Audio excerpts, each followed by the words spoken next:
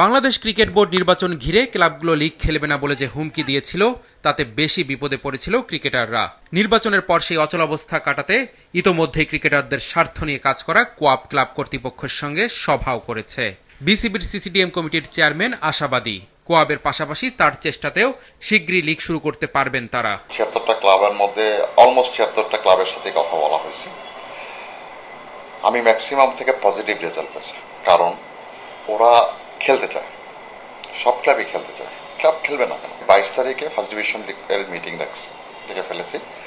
22 তারিখের মিটিংটা হোক, আমি খুব আশাবাদী। আমি ট্রান্সফার ডেটও দিয়ে দিব দিনকে, এবং নভেম্বরের ফার্স্ট উইক না হলেও ৮ অথবা 10-এর মধ্যে আমি ফার্স্ট ডিভিশন লিগটা শুরু করব।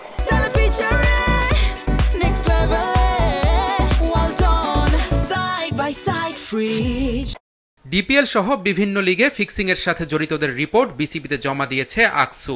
ক্রিকেট বোর্ডের পক্ষ থেকে অভিযুক্ত ক্রিকেটারদের নাম ২৮ অক্টোবর প্রকাশের কথা।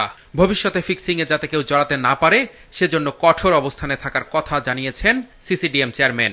আমরা চেষ্টা করছি, আমাকে যে ইনস্ট্রাকশন দেওয়া হবে সিসিডিএম এর জন্য আকসু থেকে 100% ভালোভাবে ফিল আপ, মানে চেষ্টা করার, যেটা বন্ধ করার। আমি অফিসিয়ালি আকসুর কাছে তো হেল্প চাবো। আকসু অবশ্যই আমাকে এটা যথেষ্ট পরিমাণ মনিটরিং করার চেষ্টা করব। আমি ম্যাচ ম্যানেজার, ম্যাচ রেফারি কিভাবে এটাকে হ্যান্ডেল করা যায়, এটা একটা প্ল্যান আমি চেষ্টা করছি। বোর্ড প্রেসিডেন্ট আসার পরে আমি প্রপোজাল পাঠাবো বোর্ডে। এবারের প্রিমিয়ার লিগে নতুন ভেন্যু হিসেবে পূর্বাচল স্টেডিয়ামও যুক্ত হওয়ার সম্ভাবনা আছে।